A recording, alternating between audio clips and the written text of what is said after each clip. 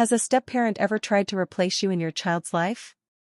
Stick around to see how I exposed my ex-husband's manipulative new wife and won our custody battle. The envelope arrived on a Tuesday morning, thick cream paper with my name written in careful cursive. I knew before opening it that my life was about to change again. Inside, legal documents requested a modification to our custody arrangement. Kevin wanted full custody of our 8-year-old daughter, Lily. The reason listed made my blood run cold, concerns regarding the mother's mental stability and living environment. I read it 3 times, each word burning deeper into my consciousness. Mental stability. Living environment. These weren't Kevin's words. They belonged to Vivian, his new wife of 6 months, a woman who had never given birth, never stayed up all night with a sick child, never sacrificed her career to put family first. Yet somehow, she had convinced my ex-husband that I was unfit to raise our daughter. The timing wasn't coincidental. Last month, Lily had mentioned that Vivian didn't like her calling me mommy anymore. She says I should call you Rebecca, Lily had whispered during our weekend together, her small voice carrying confusion that pierced through me. She says real mommies don't work so much. I worked as a freelance graphic designer from my modest 2-bedroom apartment in Brooklyn. It wasn't glamorous, but it allowed me flexibility to be present for Lily's school events, soccer practices, and bedtime stories. Kevin, meanwhile, lived in a sprawling Westchester mansion with Vivian, complete with a pool, tennis court, and live-in nanny. On paper, their setup looked perfect. In reality, I knew Lily felt lost in that house, another expensive acquisition rather than a cherished daughter. The first red flag had appeared 3 months ago. Lily returned from a weekend at Kevin's house with a story that made my stomach twist. Vivian took pictures of my room at your house, she said, munching on apple slices at my kitchen table. She said it was too small and made her sad for me. When I pressed for details, Lily shrugged with the casual acceptance children show toward adult behavior they don't understand. She had a really big camera, like the ones at school picture day. I should have seen it then. Vivian wasn't just observing, she was gathering evidence. The custody papers included photographs I recognized, my apartment's modest living room, Lily's small but carefully decorated bedroom, even the contents of our refrigerator. Somehow, Vivian had documented everything during what I assumed were innocent drop-offs and pickups. The accompanying affidavit painted me as neglectful, financially unstable, and emotionally volatile. Every late night I'd worked to meet deadlines was twisted into abandonment. My decision to move to a smaller apartment after the divorce was presented as evidence of declining circumstances. But the cruelest blow came in the final paragraph. It referenced an incident from 6 months ago when I'd broken down crying in front of Lily after a particularly brutal day. My biggest client had canceled a project, my rent was due, and I felt overwhelmed by the weight of single parenthood. Lily had hugged me and said, "It's okay, Mommy. We'll figure it out together." To me, it was a moment of human vulnerability that ultimately brought us closer. To Vivian, it was proof of my mental instability. That evening, I called my sister Emma, the only family member who had supported me through the divorce. "They can't do this," she said after I read the documents aloud. "You're an amazing mother. Anyone can see that." But Emma's outrage, while comforting, couldn't change the legal reality. Kevin had money, influence, and now, apparently, documentation of my supposed failures. The next morning, I met with Janet Rodriguez, the family attorney who had handled my divorce. Her office overlooked downtown Brooklyn, its walls lined with certificates and family photos that seemed to mock my current situation. Janet reviewed the documents with the methodical precision of someone who had seen this story play out countless times. "It's not uncommon," she said, her voice gentle but realistic. "Second wives sometimes feel threatened by the biological mother's relationship with the children. They overcompensate by trying to prove the mother is inadequate." She paused, studying my face. "The photographs are problematic. They suggest premeditation." I shifted in my chair, anger building in my chest. she violated my privacy. She came into my home under false pretenses. Proving that will be difficult, Janet said. Unless you have evidence of her deception, the court will likely view these as observations made during legitimate custody exchanges. She leaned forward, her expression serious. Rebecca, I need to be honest. Kevin's financial resources give him significant advantages. Combined with these allegations, we're facing an uphill battle. That night, I couldn't sleep. I stood in Lily's doorway, watching her small form beneath her favorite quilt, the one we'd picked out together at a flea market. She clutched her stuffed elephant, a threadbare toy she'd had since infancy. In Kevin's house, she slept in a room larger than my entire living area, surrounded by toys she rarely played with. But here, in this modest space, she was simply my daughter, not a prize to be won or a status symbol to be displayed. The turning point came during an unexpected conversation with my downstairs neighbor, Mrs. Chen. She was watering her plants on the fire escape when I stepped outside for air, too anxious to remain indoors. You look troubled, dear, she said in her careful English.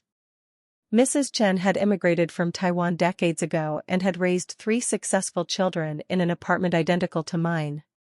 Is it about Lily? I found myself telling her everything. Mrs. Chen listened without judgment, occasionally nodding as I described Vivian's campaign against me. When I finished, she was quiet for a long moment. In Taiwan, we have saying, she finally said. To defeat enemy, you must know enemy better than they know themselves. She smiled, her weathered hands still tending to her plants. This woman, she thinks she knows you. But does she know what kind of mother you really are? Her words sparked something in me. Vivian had spent months documenting my life, looking for flaws and failures. But she had only seen surfaces, snapshots without context. She didn't know about the nights I'd stayed up researching learning disabilities when Lily struggled with reading. She didn't know about the times I'd turned down lucrative projects to attend school plays. She didn't know about the careful budgeting that ensured Lily never felt deprived, even when money was tight. More importantly, Vivian didn't know that I had been quietly documenting things too. Over the past year, Lily had shared stories that I'd initially dismissed as normal adjustment issues. Vivian's comments about my parenting. The new rules imposed at Kevin's house. The subtle ways Lily was being manipulated to prefer her stepmother's lifestyle.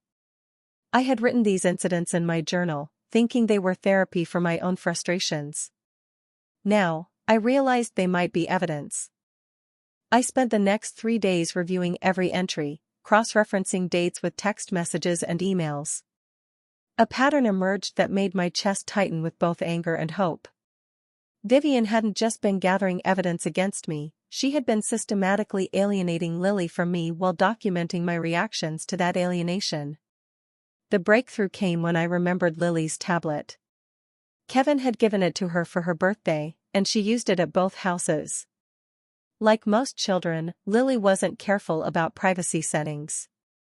When I checked the device's photo stream, I found something that made my hands shake: dozens of videos Lily had inadvertently recorded while playing games. In these accidental recordings, I heard Vivian's voice in the background, coaching Kevin on what to say during phone calls with me. Tell her you're concerned about Lily's weight. She looks thin in the photos. Another clip captured Vivian instructing Lily to mention specific details about my apartment. Tell Daddy about the strange smell in the hallway. And remember to say how scared you felt. But the most damning recording was from 2 weeks ago. Vivian's voice was clear. Lily, when you go to Mommy's house this weekend, I need you to ask her about her medicine. The pills in the bathroom cabinet. Can you remember to do that for me? My medicine. The antidepressants I'd been prescribed after the divorce, which I'd been taking responsibly under medical supervision. Vivian was trying to gather evidence of mental health treatment to use against me in court. She was using my 8-year-old daughter as a spy. I called Janet immediately. I need to see you, I said, my voice steady despite the adrenaline coursing through me. I have evidence. Janet's demeanor changed completely when she heard the recordings. "This is parental alienation," she said, her voice sharp with professional anger. "And it's illegal. They've been coaching a minor to gather evidence and potentially perjure herself in court proceedings. But we needed more than recordings. We needed to prove systematic deception." That's when I remembered something Kevin didn't know. I still had access to the security system at his house. During our marriage, we'd installed cameras for protection, and I'd never been removed from the app. Kevin, never particularly tech-savvy, had probably forgotten I could access the footage. The next evening, while Lily was at a sleepover, I reviewed weeks of security footage. What I found was worse than I'd imagined. Vivian had been staging conversations for the cameras, discussing my supposed inadequacies while Lily was within earshot.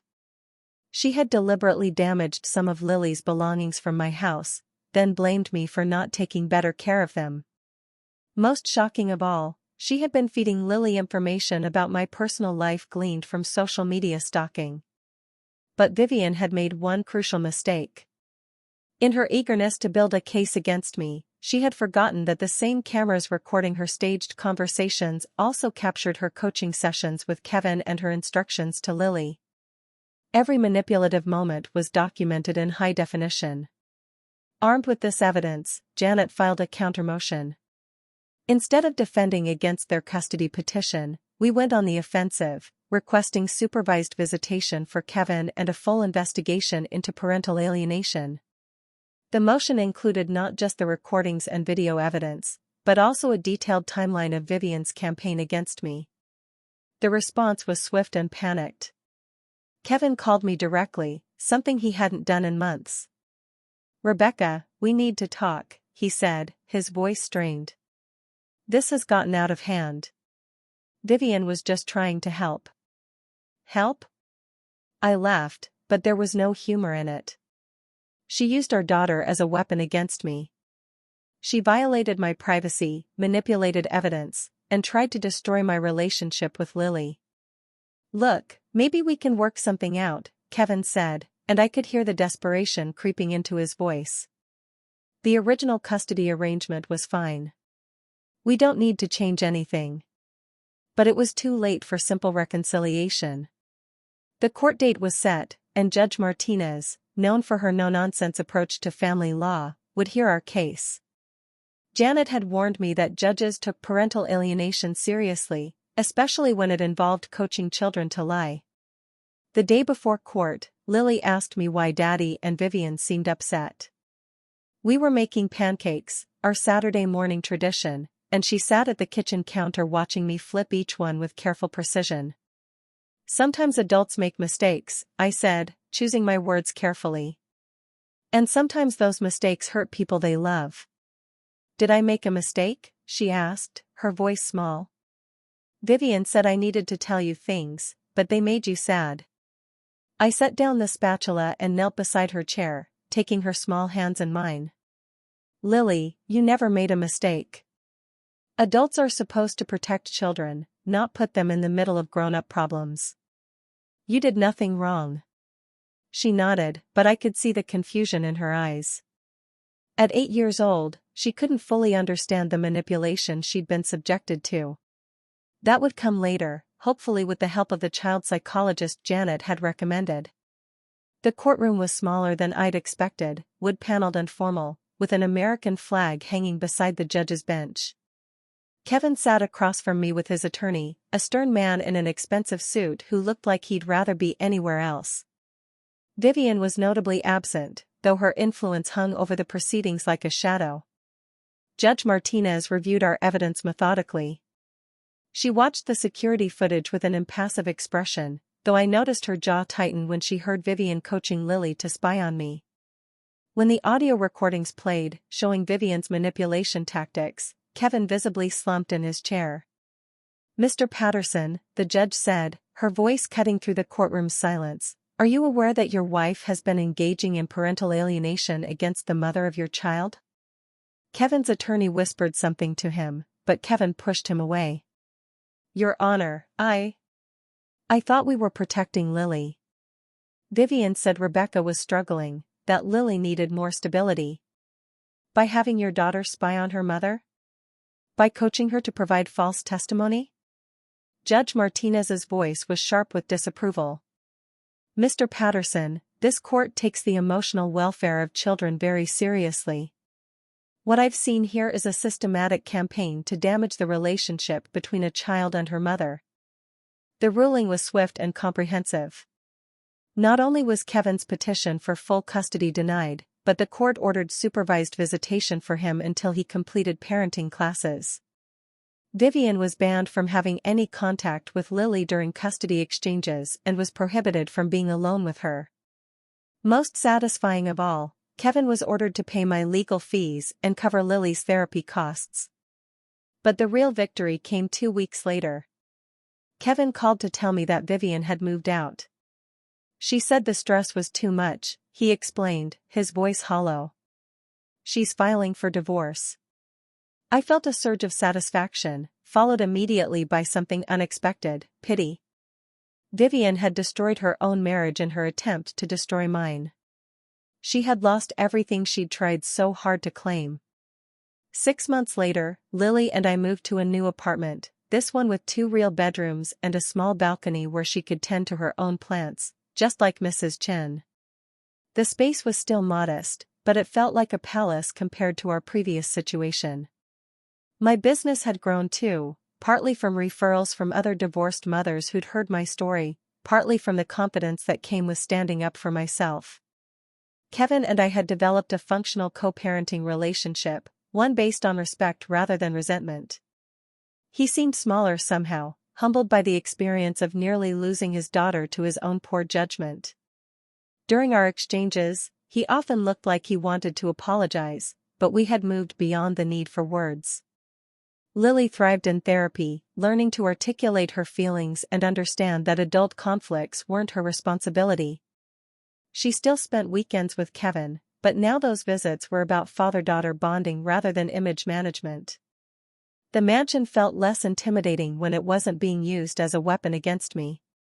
One evening, as we sat on our balcony watching the sunset paint the Brooklyn skyline in shades of gold and pink, Lily asked me a question that caught me off guard. "Mommy, why did Vivian want to take me away from you?" I considered my answer carefully. At 9 now, Lily was old enough for truth, but young enough to need it delivered gently. "Sometimes," I said, "people who feel insecure try to make themselves feel better by making others feel worse.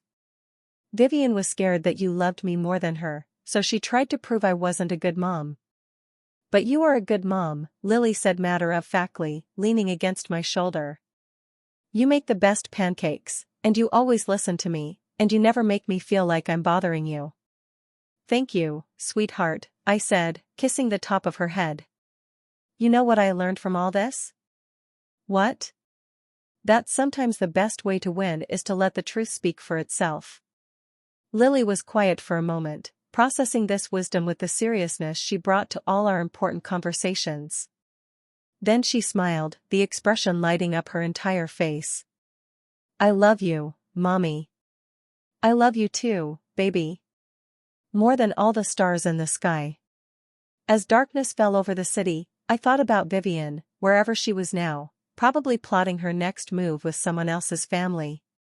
I felt sorry for her, trapped in a cycle of insecurity and manipulation that would likely repeat itself until she learned to value what she had instead of coveting what others possessed. But mostly, I felt grateful. The woman who had tried to destroy my family had ultimately made us stronger. She had forced me to fight for what mattered most, and in doing so, had reminded me of my own strength. Sometimes the greatest gift comes disguised as the greatest threat. The custody battle was over, but more importantly, I had reclaimed something Vivian never understood, the unbreakable bond between a mother and her child. She could stage all the conversations she wanted, gather all the evidence she pleased, but she could never manufacture the kind of love that grows from sleepless nights, scraped knees, bedtime stories, and the 1,000 small moments that make a family. In trying to prove I was an unfit mother, Vivian had only proven that she would never understand what motherhood really meant. And in the end, that truth was more powerful than any evidence she could have gathered. Did you enjoy watching Karma strike back in this custody battle? Subscribe to Karma's Counterstrike for more stories of justice served, and share your own step-parent drama in the comments below.